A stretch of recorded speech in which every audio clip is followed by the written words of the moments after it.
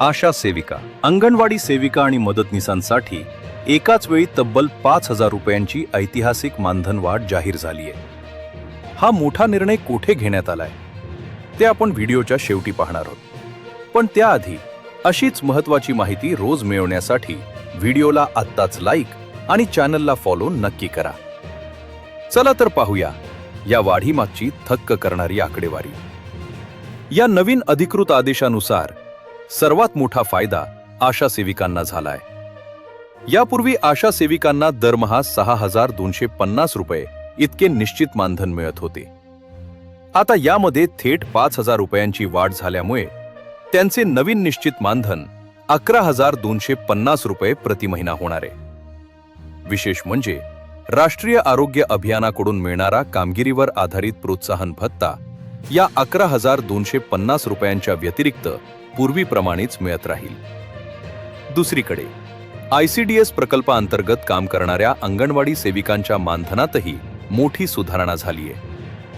केंद्र आणि राज्याचा 60 ते 40चा वाटा मिळून जे 4,500 रुपये पायाभूत मानधन मिळते, त्या व्यतिरिक्त हे सरकार आपल्या स्वतःच्या बजेटमधून अतिरिक्त 9,500 रुपये देणार आहे. म्हणजेच अंगणवाडी सेविकांचे एकूण मासिक मानधन 9,000 रुपयांवरून थेट 14,000 रुपये प्रति महिना होणार आहे. अंगणवाडी मदतनीसांच्या बाबतीतही असाच मोठा निर्णय झालाय.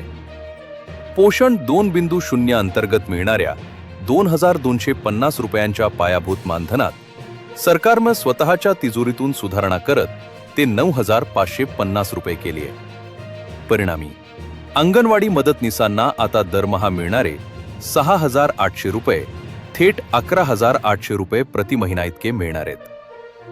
आता येऊया सर्वात महत्त्वाच्या प्रश्नावर. हा ऐतिहासिक निर्णय अखेर कोठे घेण्यात आला?